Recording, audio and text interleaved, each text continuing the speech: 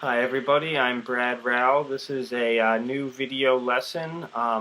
This video is in memory of a good friend of mine, Corey Besack, who was a great guitar player and a great friend for many years, who unfortunately passed away. And this video is really to preserve his memory and his guitar style, which I think is most worthy of studying. And So what this means for you is this is a video for somebody, you know your basic chords, you know C, you know G, you know E minor, you learn D, you know these chords, maybe you know some bars, but you're looking for some spice. Where's the extra zest? You're tired of just going back and forth. So this is what this video is going to be about. This is really part one of Corey Besack's guitar style.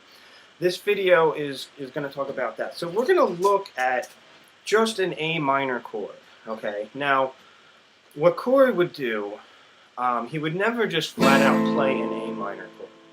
Sometimes he would, but a lot of times he would do something like this. So this is the first thing, is just hammering on into an A minor chord. A very simple thing. A lot of guitar players do this.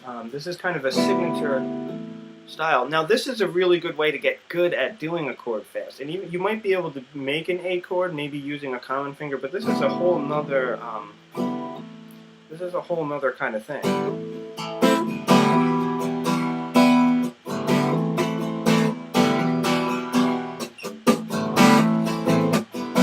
which really puts a lot of spice on what would otherwise just be a very simple two things. So just hammering on the chords. Now what about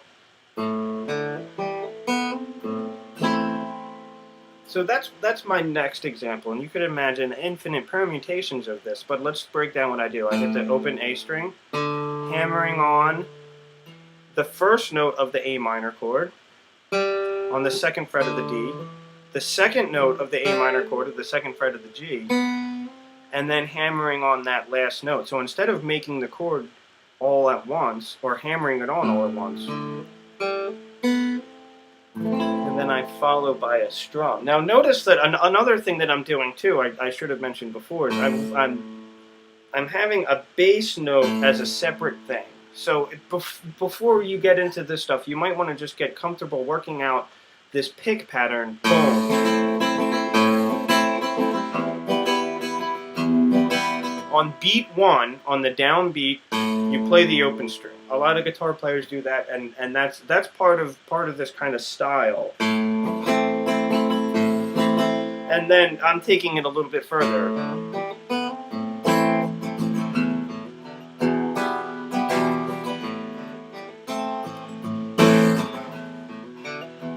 Of course I could go.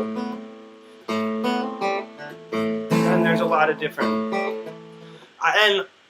I want to be really clear that I'm showing you all of them. I'm hammering on each note. I might just do one. And actually, probably in a real life situation, I might just use the one. I'm not going to use every one. I'm showing you them all. I'm giving you an exercise where you're doing all of them. But maybe I just do the index finger hammer. A lot of people do that. Very common thing.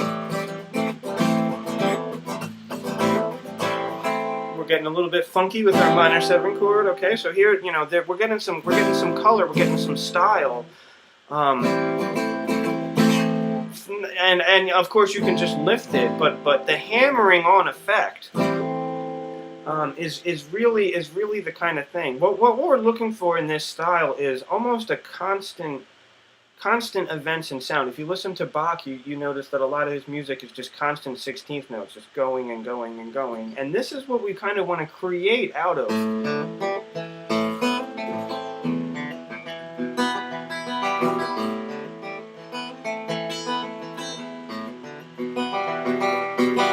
And that's the sort of thing that is going to happen when you start getting into these kinds of things. Now let's look at how this could apply in a different chord. Now when you're doing a C chord, it's a little bit weird to just go from the open to the 3rd fret.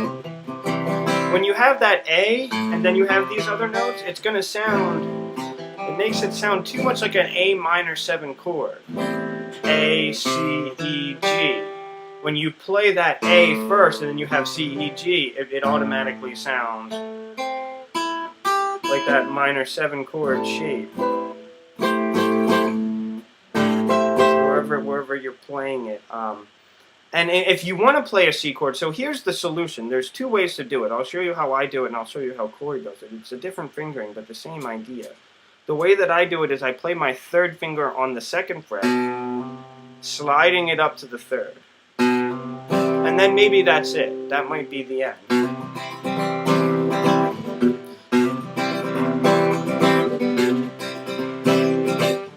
Notice that each time around, I'm redoing it. So I'm making the C chord over and over and over again. I'm not just doing it once and then just staying there and being safe. I'm continuously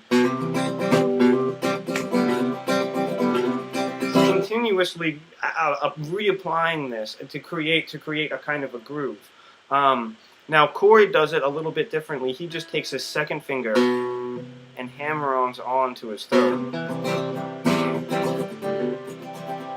There's a certain advantage to that because you don't have to shift your hand. The disadvantage is there's a little bit more work on the 2nd finger. I am more comfortable shifting. I think that the end result is going to be almost identical.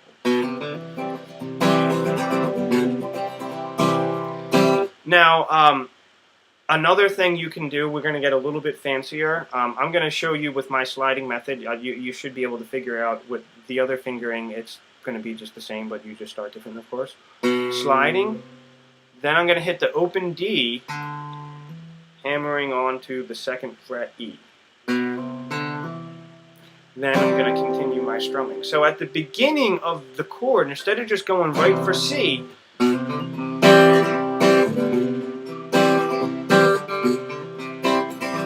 then I end it with some strumming stuff going on. Same exact move can do G chord.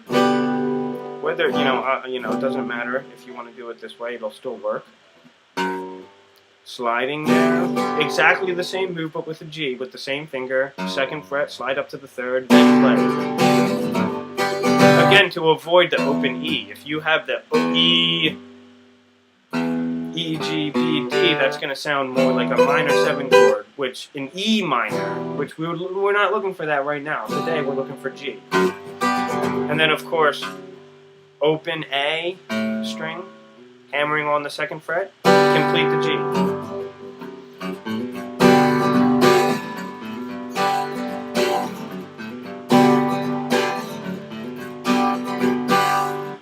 So that's going to be the first lesson on the Corey Besack style, and look forward to another one coming up very soon. Thank you.